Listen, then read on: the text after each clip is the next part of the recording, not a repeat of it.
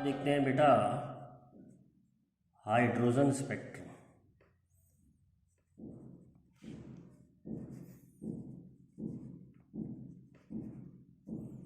Hydrogen spectrum देखते हैं हम। तो हमने एनर्जी का फार्मूला पढ़ा था -kZe² / 2r। फिर हमने क्या किया था, r की वैल्यू रख दी थी kZe² / 2r।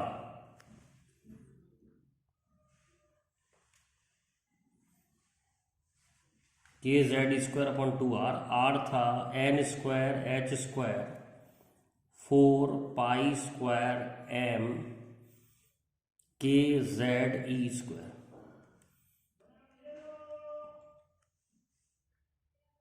अब आपको क्या करना है, HC से इसे मल्टीप्लाई कर दो, HC से इसे डिवाइड कर दो, तो फार्मूला बन जाएगा E =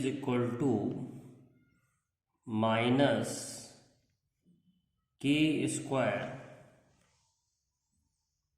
E4 m 4π², देखो k² हो गया, E4 हो गया, π² m upon 2h³ n² hcz²। ये फॉर्मूला बन जाएगा आपका। तो ये जो इतना टर्म है ना, इतना टर्म सी भी आएगा, ये जो इतना टर्म है ना, इतना टर्म, ये एक कांस्टेंट है। इस कांस्टेंट को हम कहते हैं रिडबर्ग कांस्टेंट।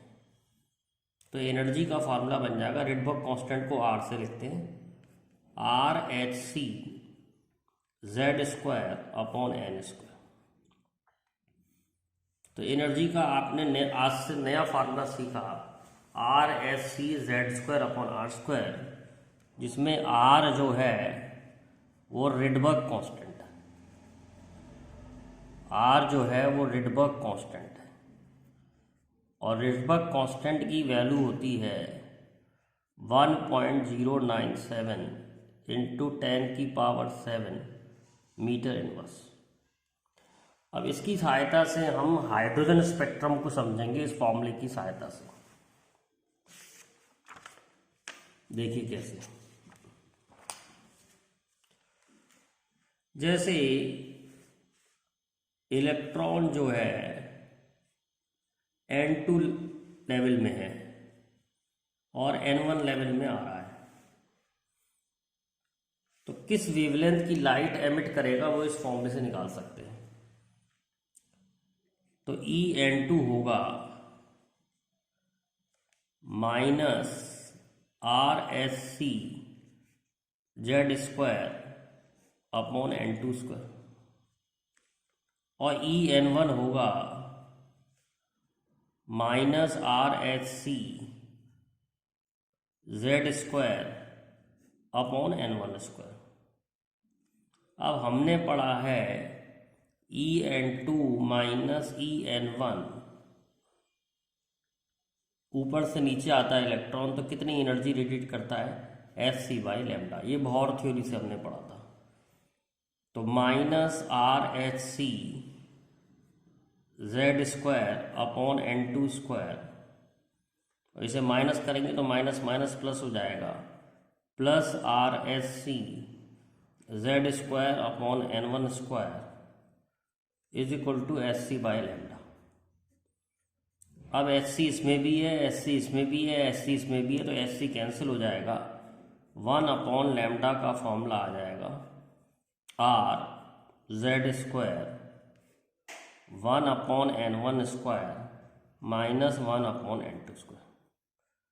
तो लैम्डा निकालने का अब आगे से हम ये वाला फार्मूला याद रखेंगे, जब इलेक्ट्रॉन एक लेवल से ऊपर लेवल से नीचे वाले लेवल पे आएगा, N2 से N1 आएगा, तो कितनी वेवलेंथ की वेव एमिट करेगा, उसका फॉर्मूला है are Z square 1/n1² minus 1/n2। जब आप ये सॉल्व करेंगे तो आपको 1/r की वैल्यू जरूरत पड़ेगी। तो आप 1/r की वैल्यू याद कर लें 912 एंगस्ट्रॉम। इससे आपके न्यूमेरिकल और इजी हो जाएगी। अब हाइड्रोजन स्पेक्ट्रम क्या है वो समझते हैं। हाइड्रोजन स्पेक्ट्रम है क्या? हाइड्रोजन स्पेक्ट्रम से क्या मतलब है? जैसे पहले डायग्राम से समझते हैं।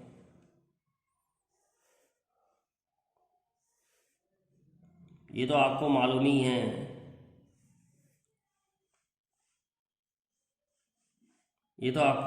है, कि जब इलेक्ट्रॉन ऊपर से नीचे आता है तो इलेक्ट्रोमैग्नेटिक वेव्स निकालता है।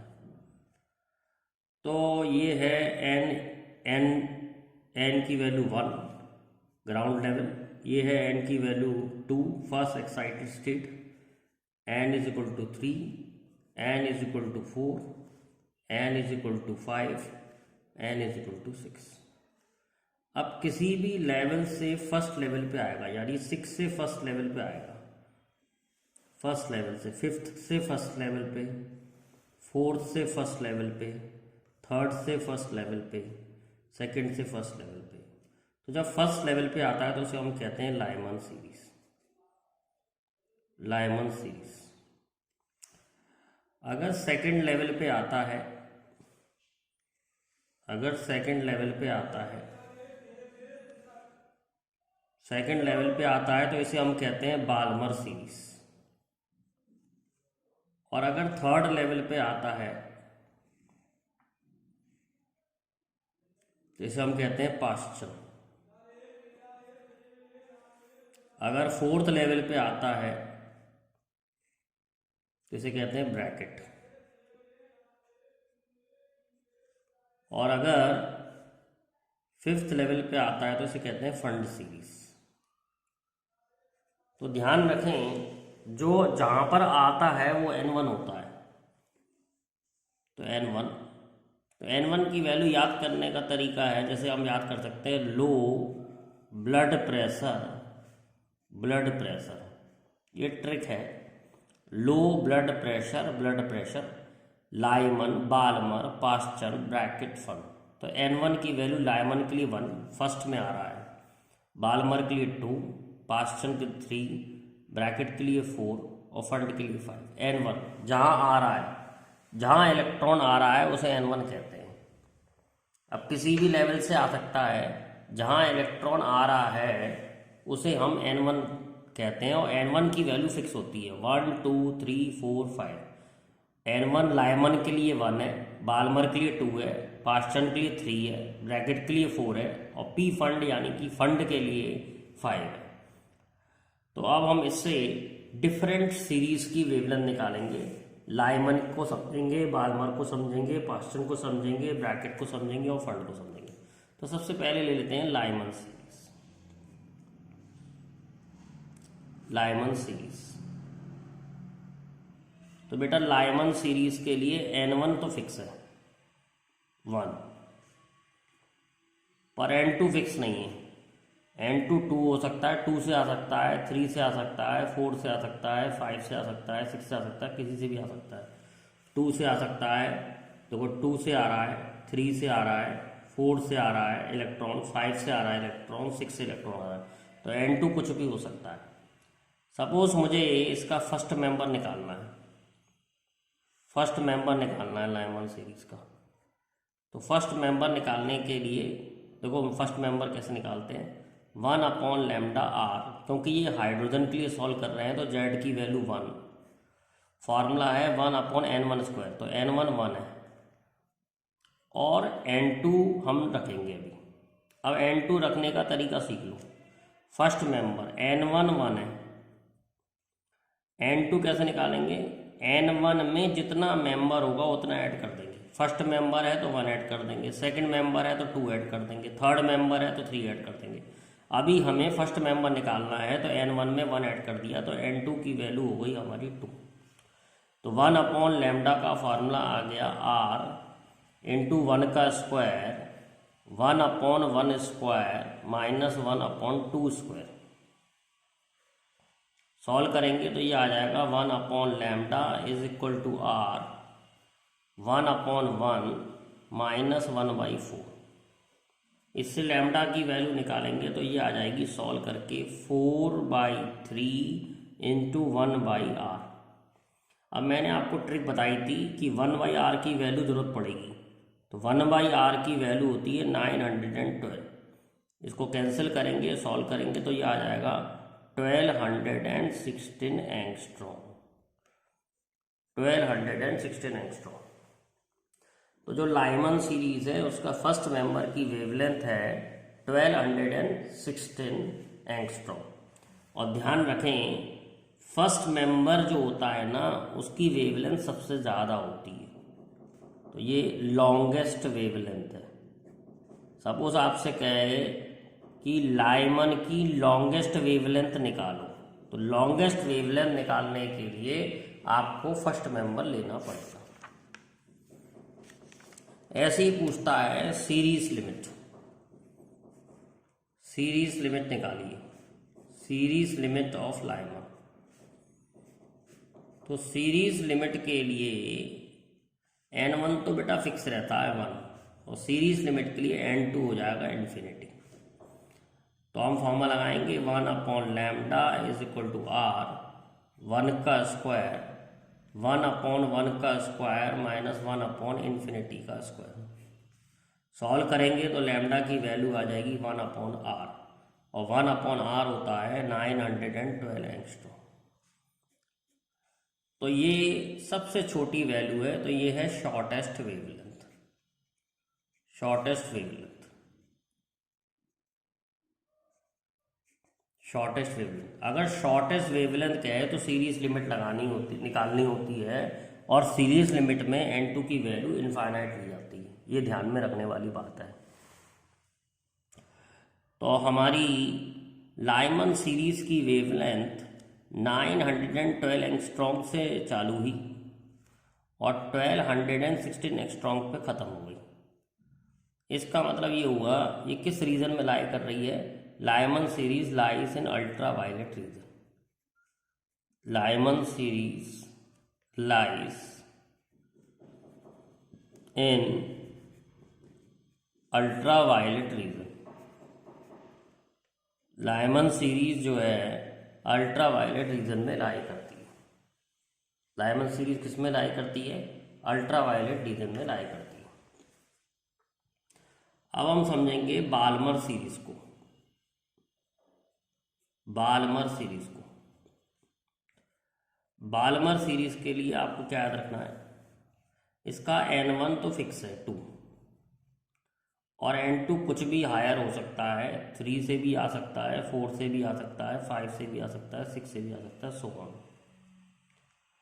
तो फर्स्ट मेंबर निकालने के लिए, फर्स्ट मेंबर निकालने के लिए ध्यान रखना मैंने ट्रिक क्या बताई है।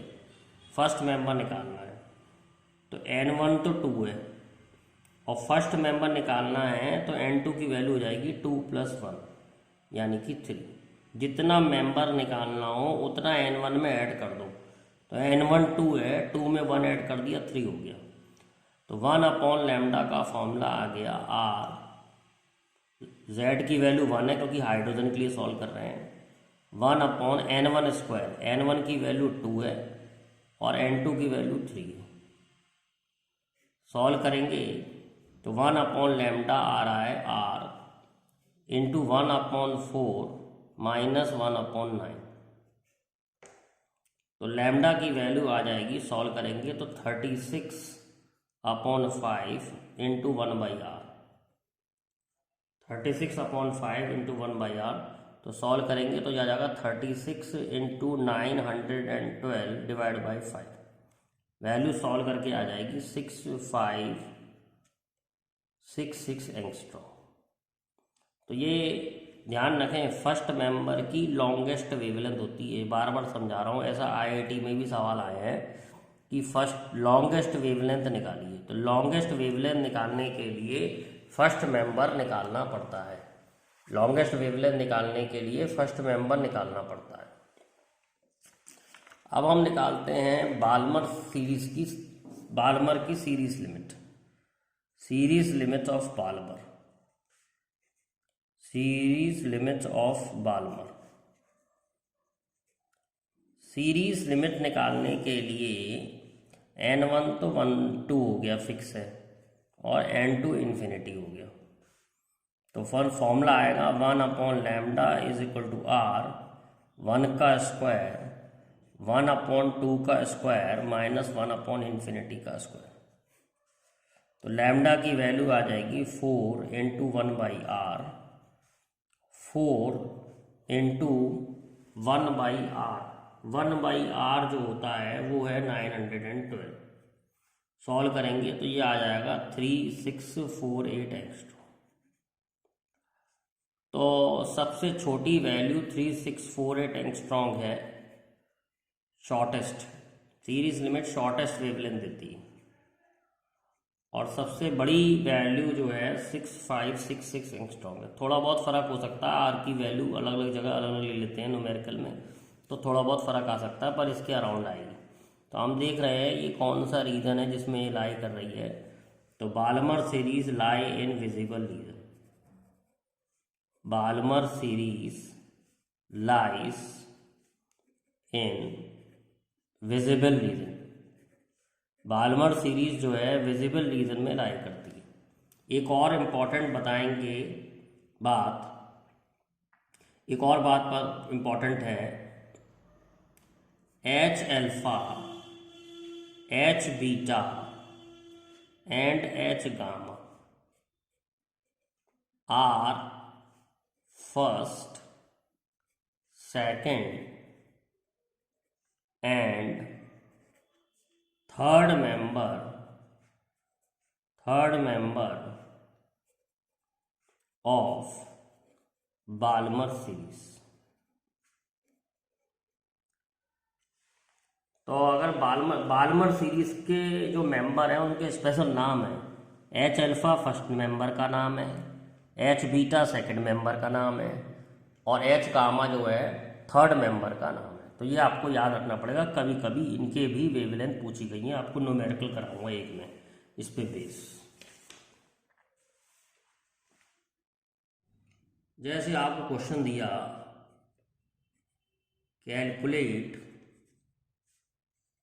Wavelength of H alpha line of Balmer series. Suppose ये क्वेश्चन दिया, तो एच अल्फा कौन है? First member of Balmer series, first member of Balmer series. तो n1 तो फिक्स है, n1 लाइमन के लिए 1 होता है, बाल्मर के लिए 2 होता है। अब n2 निकालने के लिए n1 में जितना मेंबर हो वो ऐड कर दो, तो n2 3 हो गया। तो 1/λ आ गया r इंटू 1 का स्क्वायर 1/2 का स्क्वायर माइनस 1/3 का स्क्वायर। ये अभी हमने सॉल्व किया ही था। तो लैम्डा की वैल्यू आ जाएगी 4 और 9, 9 4 36/5 इंटू 1/r। तो सॉल्व करेंगे तो 36/5 इंटू 912, ये वैल्यू सॉल्व करके आती है 6566 एंगस्ट्रॉम। अब समझते हैं बेटा पाश्चन सीरीज। पाश्चन सीरीज, अब देखिए n1 तो फिक्स है, लाइमन के लिए था 1, बाल्मर के लिए 2, पाश्चन के लिए 3, और n2 कुछ भी हायर हो सकता है 4 5 6 7। सपोज मुझे निकालना है फर्स्ट मेंबर ऑफ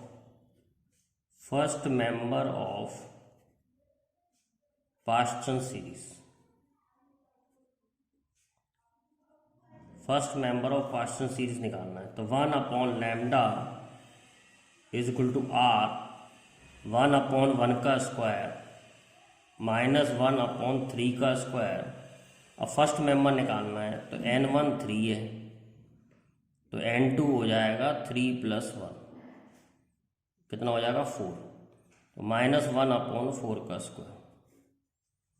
तो लैम्डा की वैल्यू आ जाएगी आपकी सॉल्व करके R 16 माइनस 9/16 × 9। तो लैम्डा की वैल्यू आ जाएगी R 16 × 9/7 × 1/R, और 1/R होता है 912, तो 16 × 9/7 × 912 सॉल्व करके देखेंगे तो ये वैल्यू आ जाएगी 18761 एंगस्ट्रॉम। तो ये है हमारा first member of Paschen series. अब हम निकालते हैं series limit of Paschen series. Series limit of Paschen series, तो सीरीज लिमिट n1 तो फिक्स है 3, n2 हो जाएगा इनफाइनाइट। तो 1/λ = R, z की जगह 1। अगर हाइड्रोजन के अलावा कुछ और पूछेगा तो उसका एटॉमिक नंबर रख देते हैं, पर क्योंकि ये हाइड्रोजन स्पेक्ट्रम सॉल्व कर रहे हैं इसलिए हम z की वैल्यू हमेशा 1 ले रहे हैं, इन्फिनिटी स्क्वायर।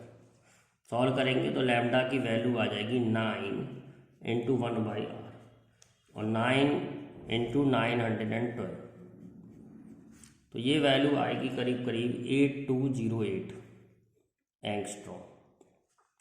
तो सबसे छोटी वैल्यू है 8208 एंगस्ट्रॉम, और सबसे बड़ी वैल्यू है 18761 एंगस्ट्रॉम।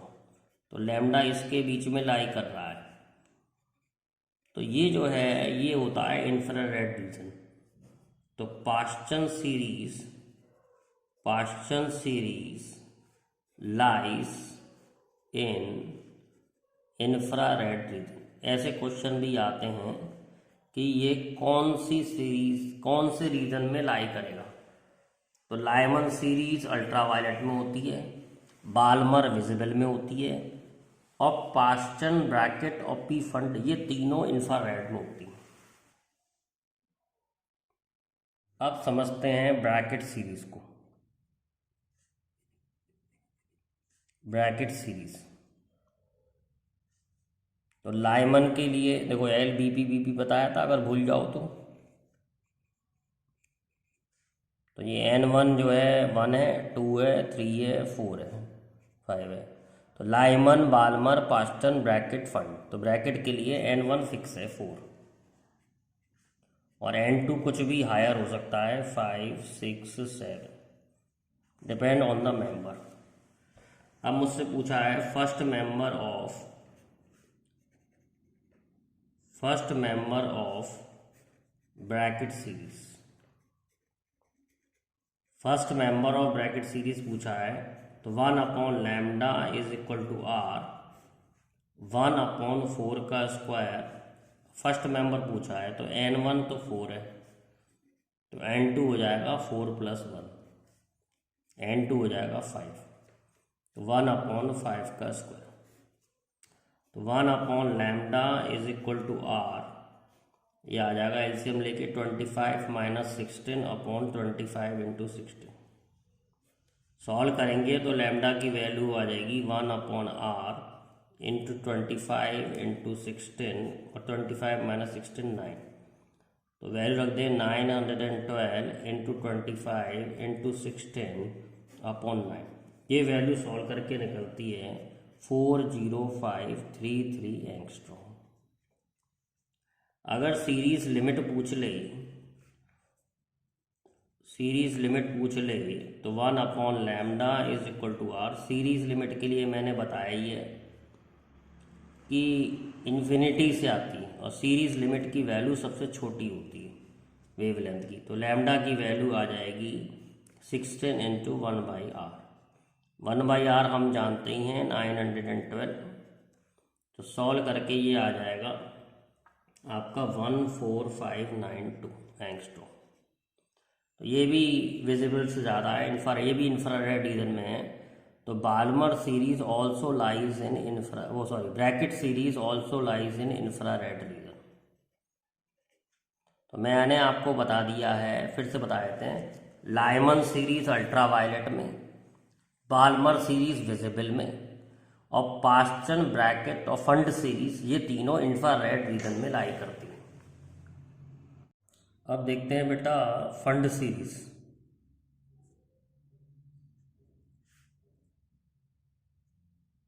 तो फंड सीरीज के लिए N1 है, सॉरी N1 5 है और N2 6 7 8 कुछ भी हो सकता है।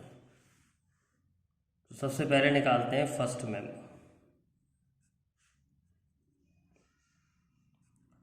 मैंने बताया है जितना मेंबर निकालना है N1 5 है, जितना मेंबर निकालना है उतना ऐड कर दो तो N2 आ जाता है, तो N2 6 हो गया। 1/λ is equal to R, Z की जगह 1 रख दिया, 1/5 स्क्वायर माइनस 1/6 स्क्वायर। तो इसको सॉल्व कर लेंगे तो आपका फर्स्ट मेंबर की वेवलेंथ आ जाएगी। ऐसे ही सीरीज लिमिट, अब तो आपको समझ में आ गया होगा कैसे निकालते हैं। सीरीज लिमिट के लिए N1 5 है और N2 इन्फिनिटी है, तो 1/λ इज इक्वल टू R 1/5 का स्क्वायर माइनस 1/∞ का स्क्वायर। तो लैम्डा की वैल्यू आ जाएगी 25 इंटू 1/R। इसको सॉल्व कर लेंगे तो सीरीज लिमिट भी निकल आएगी इसकी। अब हम देखते हैं कि फंड सीरीज जो है इंफ्रारेड रीजन में लाई करेगी। Fund series will lie in infrared reason.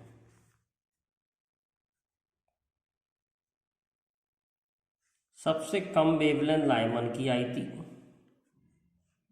फिर बाल्मर की आई थी, फिर पास्चन की आई थी, फिर ब्रैकेट की आई थी, फिर फंड की आई थी। तो सबसे ज़्यादा जो है वो वेवलेंथ पी फंड सीरीज में आई है। ये तीनों इंफ्रारेड में लाई करती हैं। बाल्मर वाली जो है ये विजिबल में लाई करती है और लाइमन वाली आपकी अल्ट्रावायलेट में ऐड करती है। इस पे भी क्वेश्चन आते हैं। अब कुछ क्वेश्चन देखते हैं कि कैसे क्वेश्चन आते हैं। तो wavelength of H beta line of Balmer series is 4861 angstrom. Calculate wavelength of H alpha line. तो बेटा बाल्मर के लिए N1 फिक्स है, N1 जो है वो है 2 बाल्मर के लिए। अब H अल्फा होता है फर्स्ट मेंबर और H बीटा होता है सेकंड मेंबर।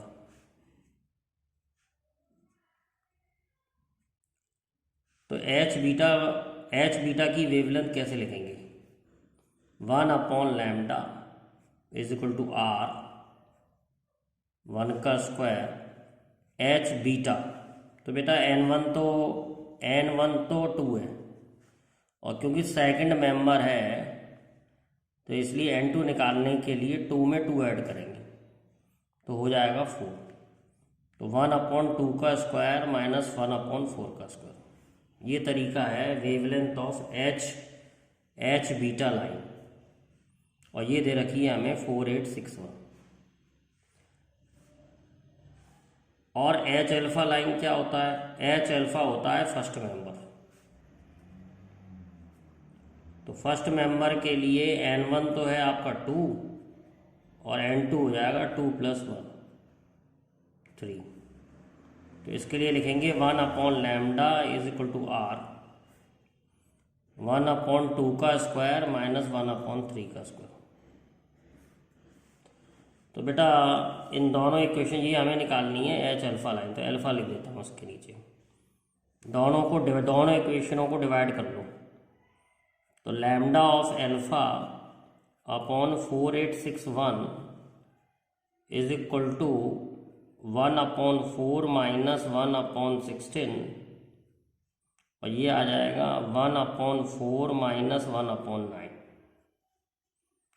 तो सॉल्व करेंगे तो बेटा ये आ जाएगा आपका 12 एलसीएम लेंगे, 12/16 इंटू 4 आ जाएगा, और ये आ जाएगा 5/36।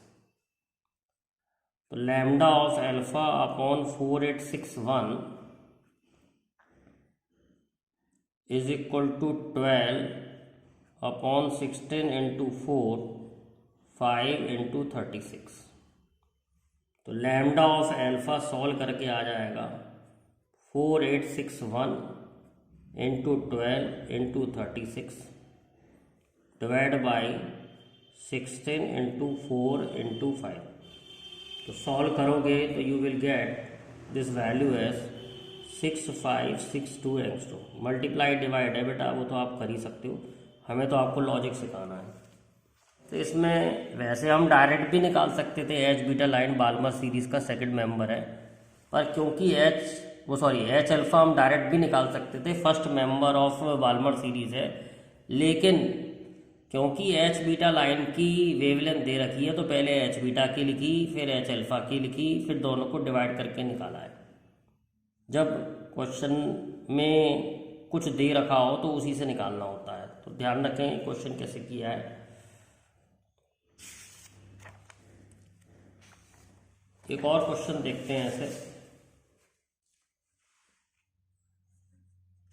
Wavelength of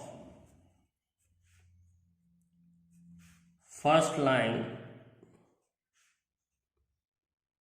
of Balmer series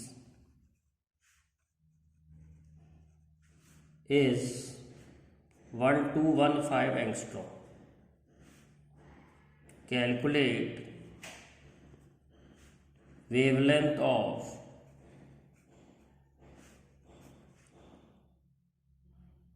ये लाइमन सीरीज की दे रखी है, बाल्मर की निकालनी। Calculate wavelength of first line of Balmer series. जैसे फर्स्ट लाइन बाल्मर सीरीज की आप डायरेक्ट निकाल सकते हैं, लेकिन क्योंकि कुछ दे रखा है तो उसी से निकालना पड़ेगा। तो पहला दे रखा है लाइमन सीरीज का फर्स्ट लाइन, फर्स्ट मेंबर और फर्स्ट लाइन एक ही बात है। तो 1/1215 is equal to R, hydrogen के लिए दिया होता है इसलिए Z1। अब लाइमन के लिए N1 1 होता है, और फर्स्ट मेंबर निकालने के लिए N2 निकालने के लिए फर्स्ट मेंबर में N1 में 1 ऐड कर देंगे, तो N2 आ गया 2, तो 2 का स्क्वायर। ये आपका आ गया पहली लाइन से wavelength of first line of Lyman series. अब पूछ रहा है wavelength of first line of Balmer series. तो बाल्मर के लिए N1 2 होता है, फिक्स है, और क्योंकि फर्स्ट लाइन है तो 2 में 1 ऐड कर देंगे, 3 का स्क्वायर। सॉल्व करेंगे, दोनों इक्वेशनों को डिवाइड कर दो, lambda upon 1215 is equal to, यहाँ बचेगा 1 माइनस 1/4, और यहाँ बचेगा 1/4 माइनस 1/9। तो लैम्डा अपॉन 1215 आ जाएगा, ऊपर आ जाएगा बेटा 3/4, और नीचे आ जाएगा 5/36। तो ये सॉल्व करके आ जाएगा 3 इंटू 36 अपॉन 4 इंटू 5। तो लैम्डा की वैल्यू हो जाएगी 1215 into 3 into 36 upon 4 into 5। Solve करेंगे तो ये वैल्यू आ जाएगी 6561 एंगस्ट्रॉम। एक क्वेश्चन और देखते हैं और आपको अच्छा आइडिया लगेगा। Calculate wavelength of third member of Lyman series. Lyman series का थर्ड मेंबर निकालना है। तो लाइमन सीरीज के लिए n1 तो 1 है और n2 निकालने के लिए मैंने तरकीब बताई 1 प्लस जितना मेंबर हो तो 4 हो गया। अब फॉर्मूला लगा दिया 1/λ is equal to R Z square 1/n1 square minus 1/n2 square.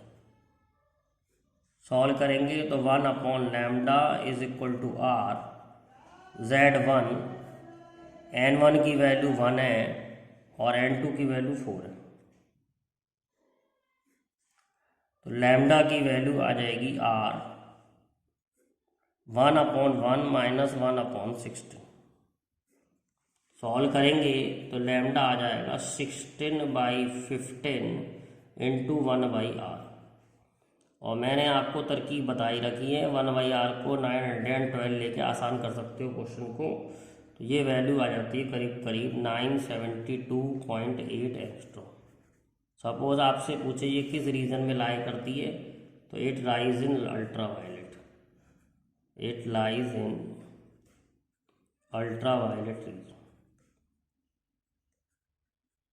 तो इस प्रकार से आपके हाइड्रोजन स्पेक्ट्रम पूरा कंप्लीट हो गया। आपको मैंने हर सीरीज़ के बारे में बता दिया, क्वेश्चंस भी करा दिए। अगर मेरी वीडियो आपको अच्छी लगे तो लाइक करें, सब्सक्राइब करें, कमेंट करें, ठीक है। और अपने दोस्तों को भी बताएं कि इस चैनल को सब्सक्राइब कर लें।